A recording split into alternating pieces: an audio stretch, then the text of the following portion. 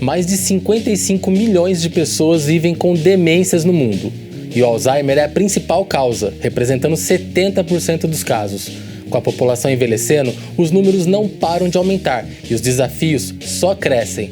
No TV Câmara Entrevista de hoje, a gente fala sobre o Alzheimer e as mudanças trazidas pela nova Política Nacional de Cuidado Integral à Doença.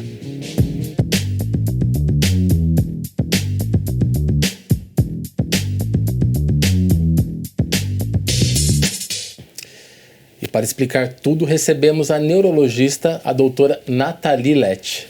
Doutora, tudo bem com a senhora? Bom dia, Eric, tudo bem? Tudo jóia.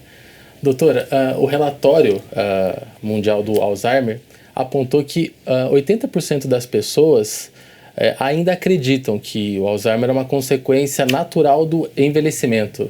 Na sua opinião, precisa mais educação e conscientização sobre a doença? Com certeza, Eric. Então, a gente tem uma diferença, né, entre o envelhecimento natural e a demência. Né? A demência ela é caracterizada por uma perda cognitiva em pelo menos 2 domínios aí do cérebro, então memória, linguagem, capacidade de fazer cálculo, capacidade de se localizar. Isso de uma forma progressiva, então a pessoa começa a ter essas perdas e vai evoluindo ao longo do tempo, e isso traz disfunção para ela. No envelhecimento natural, a pessoa pode ter ali um esquecimento, uma dificuldade, mas isso é uma coisa pontual, isso não vem progredindo, evoluindo, interferindo na vida dela. Né? Então essa é a diferença, e o importante é a gente fazer essa diferença, né? Saber os sinais iniciais para que a gente possa fazer o tratamento mais adequado. Certo. Quais são os principais sinais que caracterizam o Alzheimer e como que ele se diferencia de outras demências, por exemplo? Bom, o início dos sintomas na doença de Alzheimer tem a ver com a localização que se inicia as alterações ali da doença, né? Então, o primeiro local onde ele acomete é o hipocampo, que está relacionado com a memória recente. Então, a pessoa tem dificuldade de guardar informações novas, então ela esquece compromissos, esquece onde guardou objetos, tem dificuldade ali no dia a dia mesmo, né? Tem dificuldade também com relação à orientação temporal e espacial, que é uma coisa que também vai acometendo conforme evolui ali a doença, mas já nos primeiros sintomas, né? Então ela tem dificuldade de saber caminhos que antes ela fazia, né? Tanto caminhando quanto dirigindo, né? Um caminho que ela habitualmente fazia. Também pode ter alterações de humor, apatia, irritabilidade, que são sintomas que nem sempre a gente atribui à doença, mas também é um sintoma inicial. Com relação aos outros tipos de demência, né, existem diversos tipos, né, tem alguns que trazem também outros sintomas, né, não só com relação à cognição, então às vezes dificuldade de caminhar já no início da doença, podem ter também alterações de humor mais proeminentes. E é importante a gente fazer essa diferenciação porque existem causas também tratáveis, né, de demências relacionadas à infecção, a deficiências nutricionais. Certo. Existem alguns fatores de riscos que estão mais associados ao Alzheimer? Sim. Então, hoje a gente sabe, tem vários estudos falando que a questão do estilo de vida é um preditor aí para o Alzheimer. Então, a questão de vícios, né, o tabagismo e o etilismo, tem relação com o desenvolvimento da doença, a associação com outras doenças, então hipertensão e diabetes, né, colesterol, tem muita relação também, e hábitos de fato de vida ali, então alimentação, né, alimentação pobre em proteína, tem muita relação, hoje os estudos mostram que a gente precisa ter uma alimentação focada aí nas proteínas, principalmente as proteínas animais, né, que é previne ali o desenvolvimento do Alzheimer. Sim. E a questão de atividade física e estímulo cognitivo. Então, tudo isso também evita com que se desenvolva a doença e com que ela progrida rapidamente. Certo. Existe algum fator genético também ligado ou ainda não há estudos que comprovam essa correlação? Então, ela é multifatorial, né? A maior parte da doença de Alzheimer ela é multifatorial. Essa questão genética é na minoria dos casos e geralmente mais no Alzheimer que se desenvolve numa idade mais cedo, né? Então, os pacientes ali com menos de 60 anos, que tem esse perfil mais genético, mas o Alzheimer mais comum, que se desenvolve depois dos 65 anos, ele é mais multifatorial, não tem tanto essa importância genética. Entendi. E para essas pessoas que desenvolvem antes, também há algumas diferenças na questão dos sintomas e dos sinais, assim, ou é basicamente parecido? O que pode mudar é a evolução. Então, geralmente é uma doença mais agressiva, essa doença genética, sabe? Depende aí, né, da questão dos genes, né? Se eles estão duplos ali no paciente ou não, em homozigose ou não.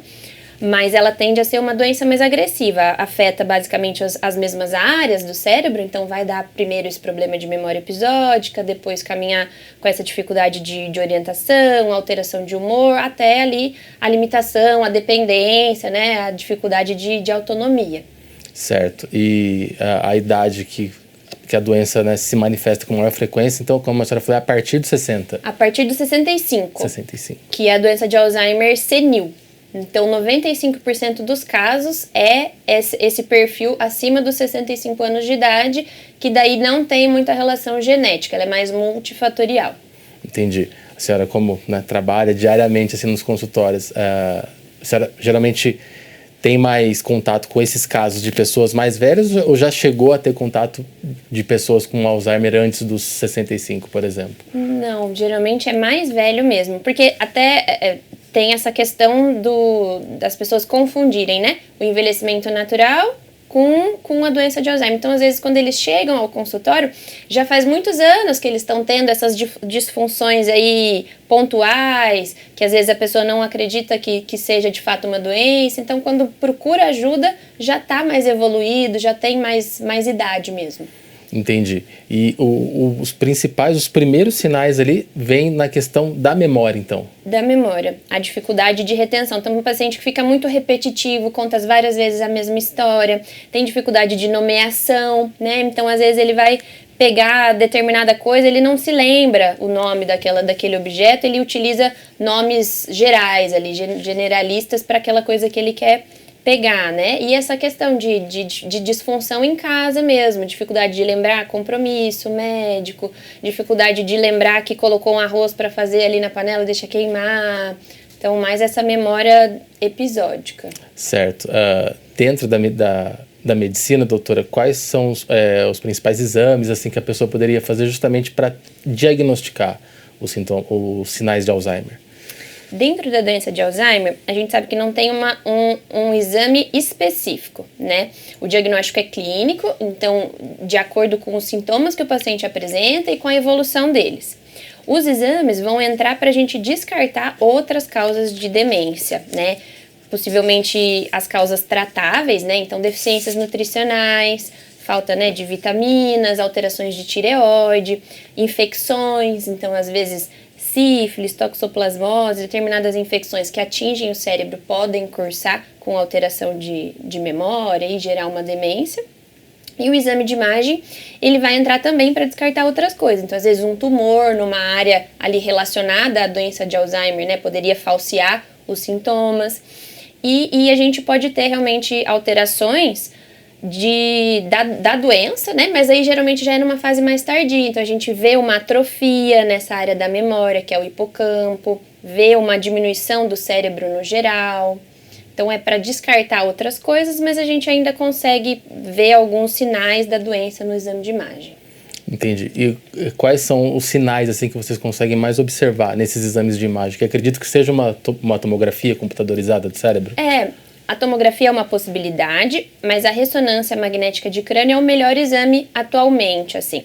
Então, a gente consegue ver realmente uma degeneração, né, uma atrofia das áreas hipocampais. Tem até uma escala que a gente mede esses tamanhos, né?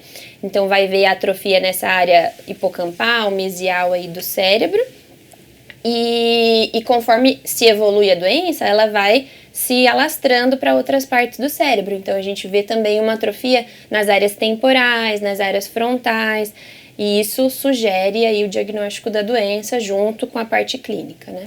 Certo. Doutora, eu trouxe mais um dado aqui, divulgado pelo Ministério da Saúde em parceria com a Unifesp, né?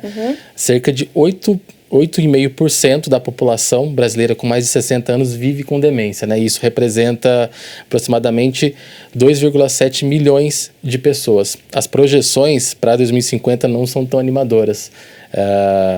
Esses casos de demência podem chegar a 5,6 milhões de brasileiros. Então, acredito eu que o diagnóstico precoce será cada vez mais importante nesse sentido, né? Com certeza, porque assim, fazendo esse diagnóstico precoce, a gente evita, né, a gente consegue retardar essa progressão tão acelerada e consegue ainda manter aí uma funcionalidade, uma autonomia do paciente, né? Porque com o decorrer da doença a gente sabe que eles vão perdendo aí a capacidade de tomar banho sozinho, se alimentar sozinho, então vão ficando muito mais dependentes de seus familiares e do próprio sistema de saúde, né? Sim, sem dúvidas. Por falar em sistema de saúde, né, no ano passado também foi aprovada uma lei, né, que criou a Política Nacional de Cuidado Integral às pessoas com a doença de Alzheimer. Você acha que essa lei, né, ela pode melhorar o atendimento? Eu acredito que sim. É uma lei que visa muito integrar o cuidado, né, do paciente com doença de Alzheimer. Então, o paciente ele realmente precisa não só do médico, né, precisa aí de um serviço de fisioterapia, porque vai tendo limitações na parte de marcha, né, precisa de um atendimento com psicólogo, porque vai tendo alterações comportamentais, com a fono, porque na doença mais avançada tem dificuldade de deglutição. Então, é muito importante esse cuidado integral. Além disso, essa lei prevê também que tenha uma conscientização maior aí no sentido da família, né? Um amparo na família, um amparo com relação aos sintomas iniciais, né? Então, preparar essa família também para o que é a doença, né? Sim, e eu acho que esse é um ponto bastante delicado também, porque acredito eu que é uma doença que acaba afetando não só a pessoa acometida, como também os familiares, né? Com certeza. O que eu acho que o que mais implica aí no cuidado com a família, com a rotina, é essa parte comportamental, né? Que no decorrer da doença, 80% dos pacientes vão ter algum sintoma comportamental. Então, às vezes, o paciente era um paciente calmo, que se torna mais irritável, se torna muitas vezes até agressivo fisicamente. Então, isso choca, né, a família, ela não sabe lidar com aquilo. E se ela não está preparada, se ela não sabe que aquele sintoma é devido à doença, isso gera, né, um desconforto muito grande, né?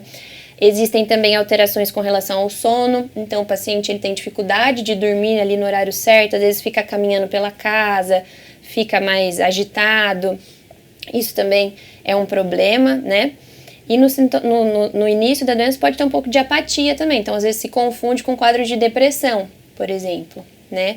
E isso traz, assim, muita repercussão na rotina, né? O paciente não dorme, o paciente é agitado, agressivo, tem dificuldade de alimentação, às vezes prefere alimentos doces em detrimento de alimentos salgados, então tem essa dificuldade também. Então eu acho que essa parte é o pior, assim, para o cuidado com a família. Posso imaginar. Com relação ao tratamento, assim, medicamentos, né? Como que existem alguns medicamentos mais novos ou a gente ainda está tratando a doença com medicamentos de anos atrás, de décadas atrás ainda? Como que está essa questão?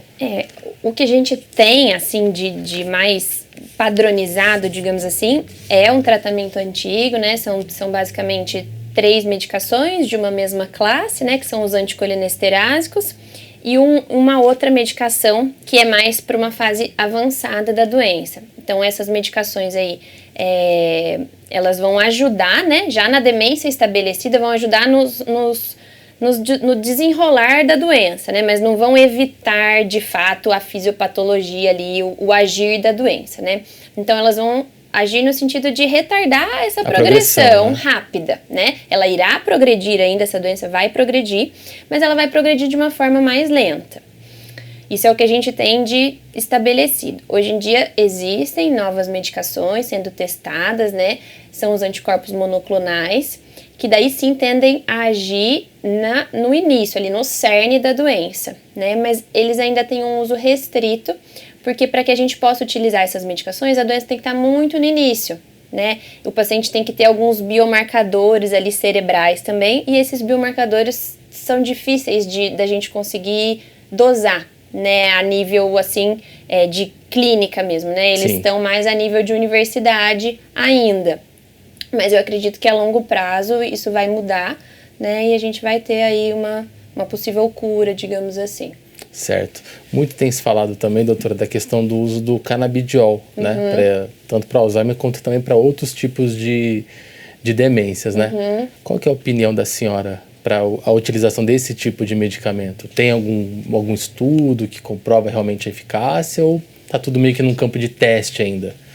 O canabidiol, ele não é para o tratamento da doença de Alzheimer em si, ele é um tratamento de uma repercussão da doença. Então, essa parte comportamental, né? A gente tem diversas medicações que a gente pode usar para poder diminuir esses sintomas comportamentais. Então, o paciente que está agitado, agressivo, para que ele fique mais tranquilo, para que ele durma melhor. A gente tem diversas medicações para esses sintomas e o canabidiol é uma delas. E é uma delas que fica mais pro final. Então, a gente tentou essa, não melhorou, aí a gente vai pro canabidiol. Porque realmente os estudos estão caminhando. Não tem nada falando que, olha, o canabidiol é superior às outras medicações que a gente já tinha, entendeu? E visa realmente tratar esses sintomas, não a doença em si. É mais a questão comportamental, mais então, né? Para reduzir essa questão de agitação que a pessoa possa ter, né? Exato. Entendi. E o acesso a esse tipo de medicamento, como é algo muito novo, é fácil ou ainda...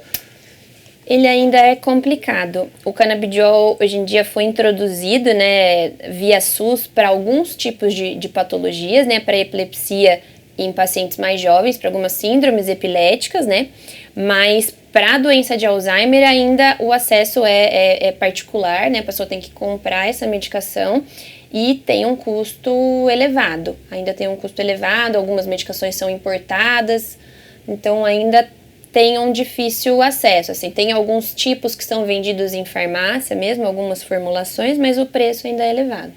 Entendi. Os outros medicamentos, né, que são os mais convencionais para o tratamento da doença, é possível conseguir no Sistema Único de Saúde, por exemplo? Sim, todos eles já estão estabelecidos, então essas 3 classes dos anticolinestéricos e esse outro que chama memantina, que é para a fase mais avançada, esses 4 medicamentos já estão estabelecidos no SUS, o paciente consegue sem problema nenhum. Muito bom. Doutora, a conversa está ótima, mas a gente precisa fazer um intervalo, tá bom? Tá bom. O TV Câmara Entrevista vai para uma breve pausa, voltamos já.